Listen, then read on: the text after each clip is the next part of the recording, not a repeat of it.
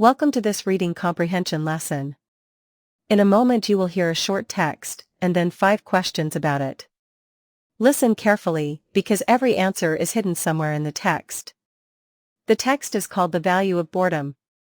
In a world saturated with constant digital stimulation, boredom has come to be seen almost universally as something to be avoided at all costs.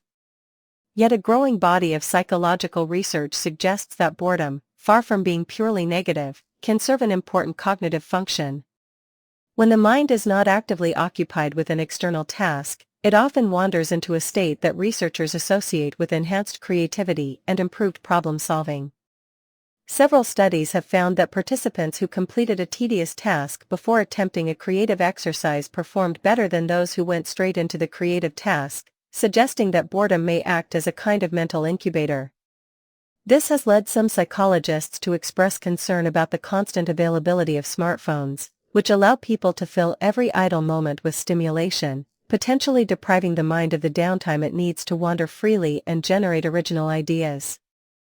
That was the text. Now here are the 5 questions. Here's a question. How is boredom generally perceived in a digitally saturated world, according to the text? A. As a valuable, sought-after state. B. As something to be avoided at all costs. C. As irrelevant to modern life. D. As a sign of high intelligence.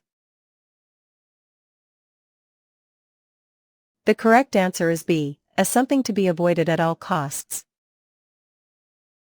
The text states boredom is seen almost universally as something to be avoided at all costs. Here's a question. What cognitive benefit does research associate with boredom?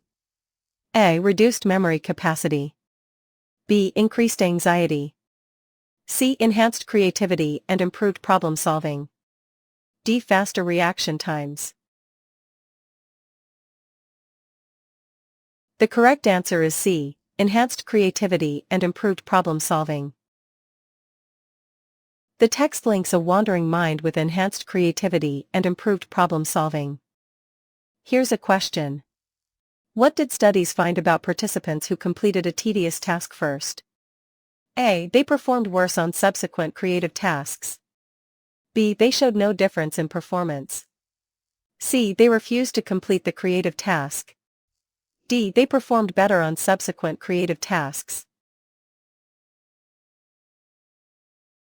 The correct answer is D. They performed better on subsequent creative tasks. The text states these participants performed better than those who went straight into the creative task. Here's a question. What does the phrase mental incubator suggest about boredom? A. It allows ideas to develop in the background. B. It destroys creative ideas. C. It has no effect on thinking.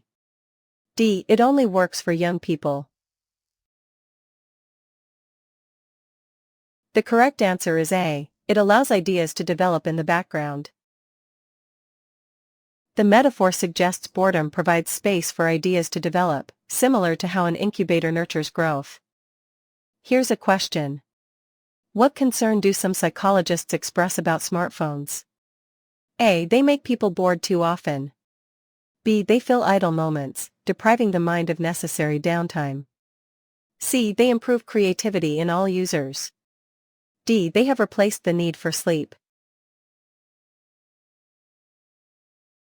The correct answer is B. They fill idle moments, depriving the mind of necessary downtime. Psychologists worry smartphones are potentially depriving the mind of the downtime it needs to wander freely. That is the end of this lesson. You read one text and answered 5 questions about the value of boredom. In the next lesson we will read a new text and practice again.